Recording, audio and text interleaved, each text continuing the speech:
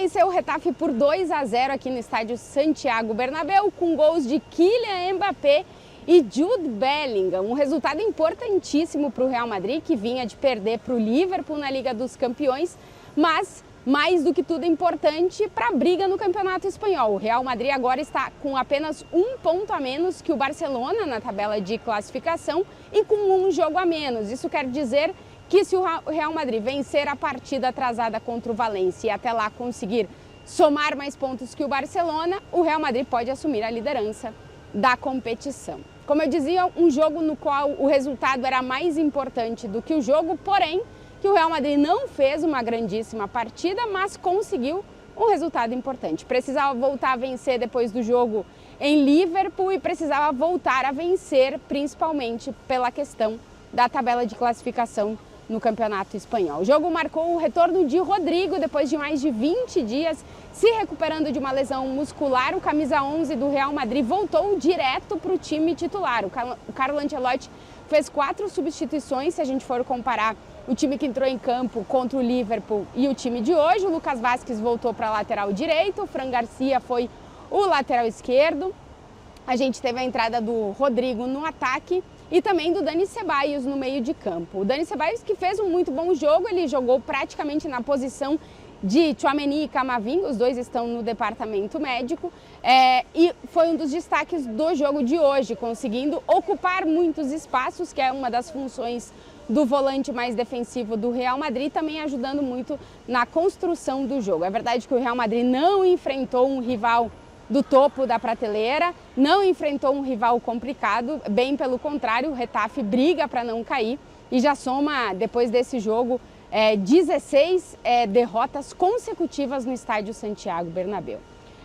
O Real Madrid começou o jogo, digamos, num ritmo muito menor do que a gente viu no jogo contra o Liverpool, por exemplo, uma intensidade muito mais baixa, um ritmo de jogo muito inferior, mas com o Real Madrid com certa dificuldade para conseguir furar o bloqueio do Getafe, que é um time que se defende muito bem, que praticamente joga com quase 2 linhas de 5 jogadores, dificultando a entrada na área. O primeiro gol é um gol de pênalti. Nion, jogador do Getafe, faz um pênalti em Rüdiger, e os dois já tinham tido um rifirrafe dentro da área, e o árbitro tinha dito que o próximo ele ia ou dar amarelo para o Rüdiger ou marcar o pênalti, e aconteceu o pênalti.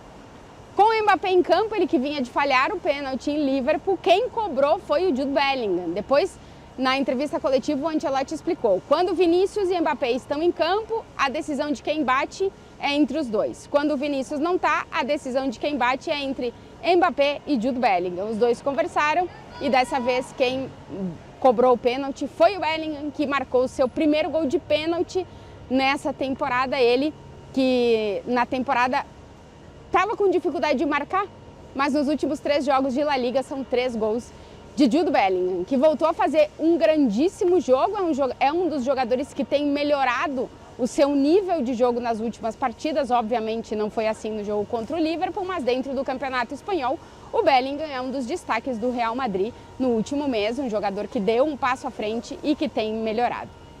Depois do gol de pênalti, que aconteceu aos 30 minutos, uma roubada de bola de Fran Garcia, que hoje foi titular no lugar do Mendy, que acabou indo parar nos pés de Jude Bellingham, que deu uma bela assistência para Mbappé correr no contra-ataque e uma muito boa finalização do atacante francês, fazendo o Real Madrid chegar aos 2-0 logo aos 38 minutos de partida. Destacar como a torcida do Real Madrid recebeu o Kylian Mbappé depois das críticas que ele recebeu em relação ao jogo que fez em Liverpool, onde ele não conseguiu marcar gol, não conseguiu se impor como esse líder técnico do Real Madrid, acabou falhando o pênalti também, mas o torcedor do Real Madrid aqui no Bernabéu nessa partida o tempo inteiro aplaudiu e apoiou Kylian Mbappé. Quando o nome dele foi lido na escalação, muitos aplausos para Mbappé, e depois no decorrer da partida, obviamente muita celebração no gol de Kylian Mbappé, mas cada vez que ele perdeu um gol, porque foram muitas ocasiões perdidas por Mbappé na partida,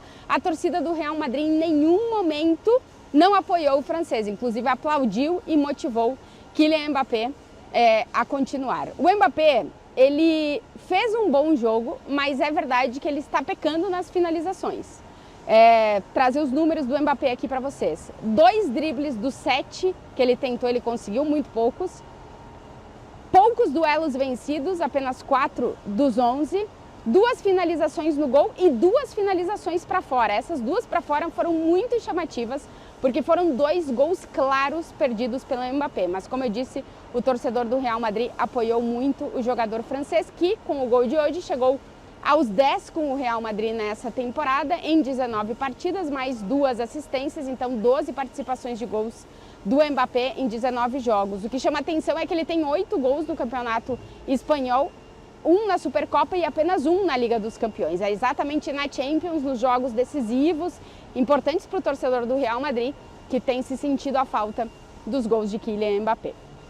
O Bellingham deixou o campo no intervalo por precaução. O Ancelotti explicou que ele está com um problema no pescoço do encontrão que ele teve com o goleiro do Getafe, mas que deve retornar nos próximos dias. E outra coisa que chamou a atenção foi a não entrada de Endrick na partida.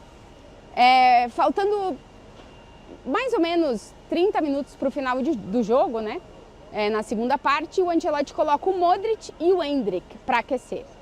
Seriam as 2 seguintes substituições. Ele já tinha substituído, tirado o Bellingham no intervalo para a entrada do Arda Güler, e ele colocaria em campo o Modric e também o Endrick.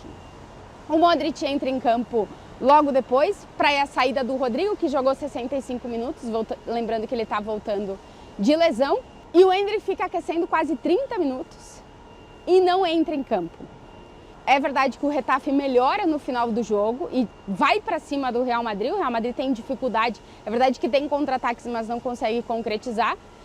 E o Getafe vai para cima e o Ancelotti fica receoso de fazer uma substituição. Parece que foi isso que aconteceu. Depois, na entrevista coletiva, ele foi questionado sobre não ter dado minutos ao Endrick nessa partida. E ele disse que o Endrick tem que continuar trabalhando e que ele viu que o Mbappé estava gerando perigo, que o Brahim estava bem na partida e decidiu não fazer essa substituição que ele tinha planejado inicialmente quando ele colocou o Endrick para aquecer. Sobre a questão dos minutos do Endrick, eu fui pesquisar para a gente ter um ponto de comparação entre os minutos do Endrick, desde que ele chegou ao Real Madrid, do Vinícius e do Rodrigo, para a gente poder comparar cenários parecidos, jogadores que vêm do futebol brasileiro, muito jovens ao Real Madrid e que tem que pouco a pouco entrando na dinâmica do time principal do Real Madrid. O Vinícius chegou na temporada 2018-2019, aquela temporada da saída do Cristiano Ronaldo, e nos primeiros jogos da temporada, até o dia 1º de dezembro, que é hoje, o Vinícius não jogou em 14 partidas e teve minutos em 6 jogos. Foram de 20 jogos naquele início de temporada para o Real Madrid. O Rodrigo, que chegou uma temporada depois, na temporada 2019-2020, até o dia 1º de dezembro, ele não jogou em 10 partidas e teve minutos em 9. O Endrick, até hoje, o dia 1º de dezembro, ele jogou em 12 jogos e não teve minutos em 8. É verdade que na época do Vinícius e do Rodrigo, o treinador só podia fazer 3 substituições. Então o Ancelotti tem mais oportunidades para dar para o Endrick. Mas a verdade é que o Ancelotti tem feito muito poucas substituições, desde que o time tem muitos lesionados. Hoje, por exemplo, só foram 2 substituições, a terceira seria o Endrick. Então, só para trazer os números para a gente poder fazer uma comparativa.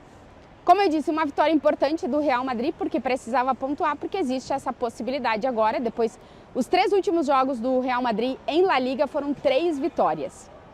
4 gols marcados no Osasuna, nenhum sofrido. 3 marcados no Leganés, nenhum sofrido. 2 marcados no Getafe, nenhum sofrido. Já o Barcelona, nesse recorte dos últimos 3 jogos, conseguiu apenas 1 ponto. Isso faz com que a briga pelo Campeonato Espanhol esteja totalmente aberta neste momento, entre Real Madrid e Barcelona, com o Atlético de Madrid, que vem numa sequência muito boa também de vitórias, chegando por ali, encostando também para entrar na briga pelo título do Campeonato Espanhol nessa temporada.